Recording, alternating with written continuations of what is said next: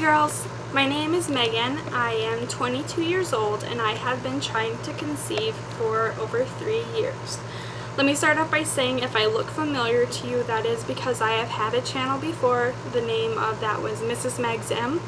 That has since been deleted, and so this is my new channel. Welcome to my previous subscribers and hello to all the new subscribers. So I guess I'm just going to get right into this. Like I said, my husband and I have been trying to conceive for over 3 years. He has a son from a previous marriage who is going to be 9 in August. It took 10 years to conceive their son, so they both had reproductive problems. She had something wrong with her, he had something wrong with him. He didn't care to remember what it was, so of course we're in the dark here, and the doctor that was treating them is no longer in practice, so getting his records from that are basically going to be impossible. So we're going to have to start all over with him, but as far as he remembers, he has a low sperm count, and they wanted to do surgery to correct the problem, which all the research I've done that points to varicella, but I'm not 100% sure if that's what it was because obviously we don't have his medical records. So we're going to be starting all over. I have an appointment on July 25th, which I'm very excited for, and we are going to be moving forward with more advanced treatment. Now we're not sure what kind of treatment it will be at this point in time because we haven't had formal testing done. In 2010 we had 3 rounds of Clomid, and that did not have any effect really, other than I started ovulating on my own after that.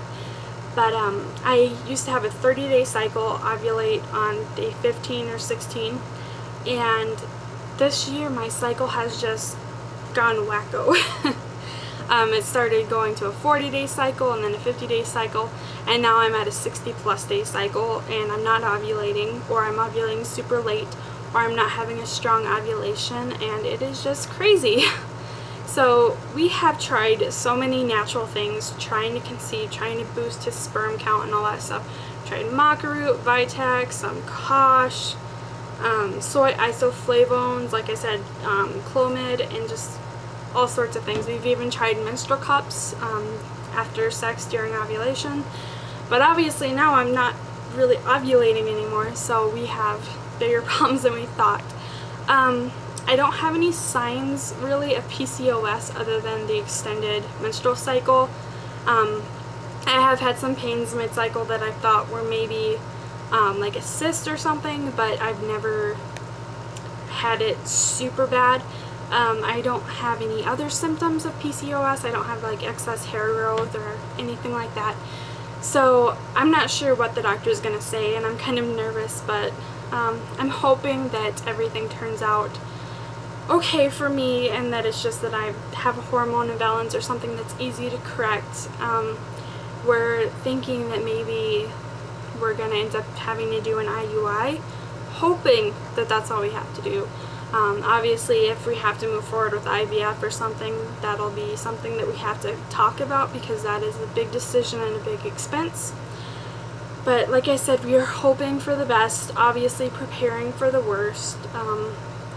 You know, we've been trying for a really long time. I know there's been people that have been trying longer, and it is just so unbelievably hard to be trying this long and have nothing to show for it. And Mother Nature pulled a rather cruel joke on me back in May. It was kind of interesting because the time that I found out I was pregnant, my stepson's mom found out she was pregnant as well. And I ended up, we're not sure if I had a chemical pregnancy or what the deal was, because I got a ton of positive pregnancy tests and I had pregnancy symptoms, and I never had pregnancy symptoms ever. And I had pregnancy symptoms, I had sore boobs, I was nauseous, and then all of a sudden the tests were negative, and then I had a couple positives and then they were negative. And so at the doctor's office for my first prenatal appointment, they did a test and theirs was negative, and I started bleeding later that day. So I have no idea what happened, and neither did they. They weren't sure what was going on. she said, well, you know, if it was a chemical pregnancy, you would have started bleeding already. And it didn't make any sense. It was really wacko and crazy. And then just a few weeks later, we found out that my husband's ex-wife was pregnant, and she was just as far along as I was supposed to be, and then she had a miscarriage. So very unfortunate. Mother Nature's cruel joke, and hopefully it doesn't happen again. I'd rather see a negative pregnancy test and be sure, like, okay, it's negative, than see a bunch of positives and then negative and be like, what is going on? So yeah, I don't have much more to say. If you have any questions for me, feel free to comment down below. I will be making another update on July 25th after my appointment and let you all know what's going on. So like, comment, subscribe, whatever, and I'll talk to you girls next time. Bye.